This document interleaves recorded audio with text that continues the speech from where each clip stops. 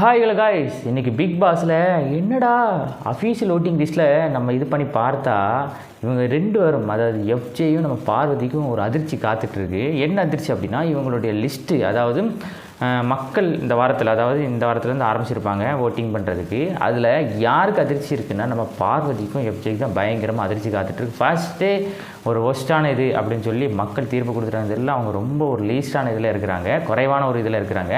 அதனால் இவங்களுக்கே அது தெரியல. ஏன்னா நம்ம வரக்கூடிய, அதாவது இதுக்கு முன்னாடி உள்ள வாரத்தில் எல்லாமே நம்ம பார்வதி அவர்கள் ஹையஸ்ட்டில் இருந்தாங்க. ஏன்னா மக்கள் அந்தளவுக்கு அவங்களுக்கு வாக்களித்து அந்த ஒரு வாரம் ஃபுல்லாக, அதுக்கப்புறம் கானா வினோத் ஹையஸ்ட்டில் இருந்தாங்க.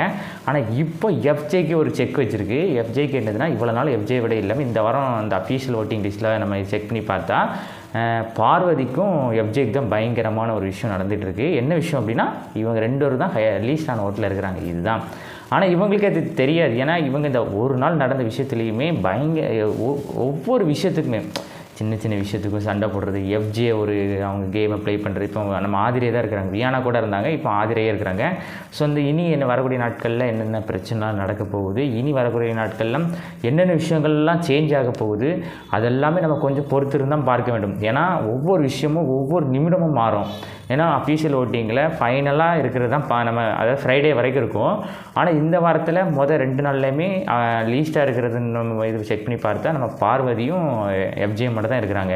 ஸோ அதுவே நமக்கு ஒரு ஆச்சரியத்தை ஏற்படுத்துது. ஆச்சரியம் சொல்கிறதுக்கு மீன்ஸ் ஒரு அதிர்ச்சியை தான் ஏற்படுத்துது. ஆச்சரியம் ஒரு கடைக்கு இருந்தாலும் அதிர்ச்சி. ஏன்னா நம்ம பார்வதியோடைய லிஸ்ட்டு ரொம்ப குறைவாக இருக்கிறதுனால நமக்கு ரொம்ப சந்தோஷமும் இருக்குது. இந்த வாரத்துலையாவது பார்வதி அவர்கள் பிக் பாஸ் விட்டுவிட்டு வெளியே போயிடுவாங்க அப்படின்னு நான் நினைக்கிறேன். ஆனால் ஏன்னா எதுக்கு நான் இப்படி சொல்கிறேன் அப்படின்னா, ஒரு டாஸ்க்குன்னு வச்சா அந்த டாஸ்கில் கரெக்டாக பெர்ஃபார்ம் பண்ணணும், அந்த டாஸ்க்கை கரெக்டாக ப்ளே பண்ணணும், அந்த டாஸ்க்கை கரெக்டாக ஒவ்வொரு டைமும் கரெக்டாக மூவ் பண்ணி கொண்டு போகணும். இதுதான் ஒரு பெர்ஃபெக்டான ஒரு டாஸ்க்கு. ஆனால் இந்த விஷயத்தில் என்ன பார்த்தா, அந்த டாஸ்க்கெலாம் கரெக்டாக ப்ளே பண்ணுறதே கிடையாது. நீங்கள் என்னனாலும் சொல்லுங்கள், நான் இப்படி தான் இருப்பேன் அப்படின்னு சொன்னால் அப்போ என்ன செய்வோம், நீங்களே சொல்லுங்கள். அப்போ அதுக்கேற்றப்பல நம்ம என்ன செய்யணும் அப்படின்னா, அதுக்குரிய மக்கள் ஓட்டிங் லிஸ்ட்டில் பண்ணி மொதல் 2 நாளில் லீஸ்ட்டாக இருக்கிறாங்க. ஸோ வரக்கூடிய நாட்களில் என்னெல்லாம் நடக்கும் அப்படின்னு சொல்லி நம்ம தான் வெயிட் பண்ணி பார்க்க வேண்டும்.